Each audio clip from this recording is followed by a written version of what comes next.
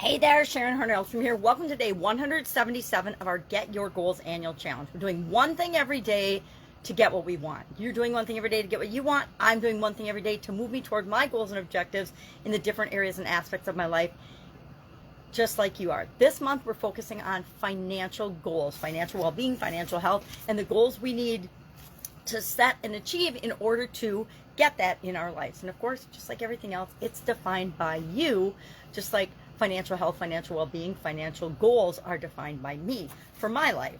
Now today, we're talking about step 3 of the financial goal process that we set for ourselves way back in January. Now, we looked at like 15 to 20 different goal frameworks, different ways of setting, achieving, and working toward getting what we want.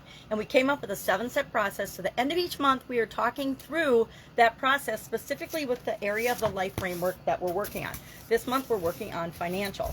So our financial goal, we picked one a couple of days ago. We identified our current situation versus our desired situation.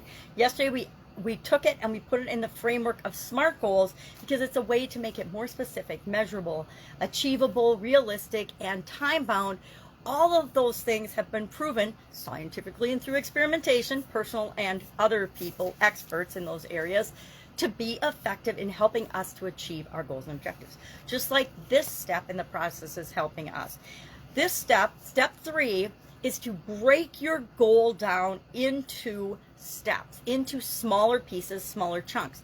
So often we have a great big goal, and if we're just going for that big goal, it becomes overwhelming, or we run into a bunch of obstacles and decide that we're just going to give up on it, or that it's not worth the effort and the struggle and the challenges that we're facing along the way of achieving it, and we settle for something less. But if we break that goal into smaller pieces and steps that it takes to get there, then each time we hit one, we get momentum, and it encourages us and motivates us to continue working toward the big goal that we want.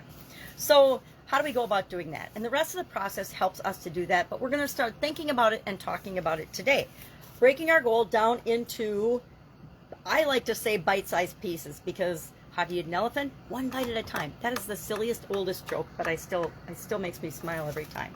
So we're going to look at what are some of the milestones that we need to hit to achieve our goal. Say you want to pay off $10,000 of credit card debt that you've accumulated.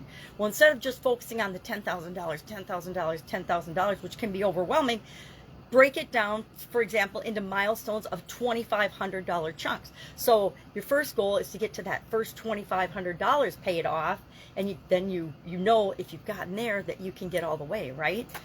The second thing we want to do is we need to think about actions that we're going to have to take along the way. Things to make achieving that goal easier. I like to automate things, as many things as I possibly can. So if one of yours is to pay off $10,000 of credit card debt and $2,500 is your first goal or your first milestone, what are some actions you can take to make that easier and automatic? And that's part of our process as well. We'll brainstorm plans and strategies and steps we need to take to achieve not only our big goal, but the milestones along the way. And then finally, we want to create some kind of a timeline for ourselves. Now, for this example, for this particular goal, we said, okay, by the end of the year, what is something, the biggest thing, the most important thing to us that we want to achieve? And if it's that $10,000 credit card debt, then $2,500, how many months we have left in the year divided by 4, that's when you time out and create the timeline for your actions and your milestones. So we'll talk about each of these in the next few steps of the process, but today we just want to start breaking it down and chunking our goal down. I have not done mine yet, but I will do mine just like you in my little notebook. I've got my handy dandy notebook ready to break it down and do the assignment. If you have any questions about this, there's a really simple write-up in Guide 17 of the Get Up and Go private Facebook group. You can always go there. There's literally years worth of information in there, and I've talked about these topics before, so you can always do a search in the sidebar and find out and get a whole bunch of information on any one of these topics that we talk about this year.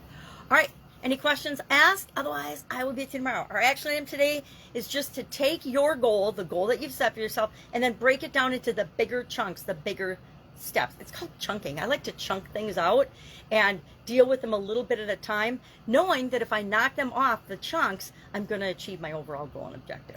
All right, have an awesome day, and I'll, of course, be with you tomorrow.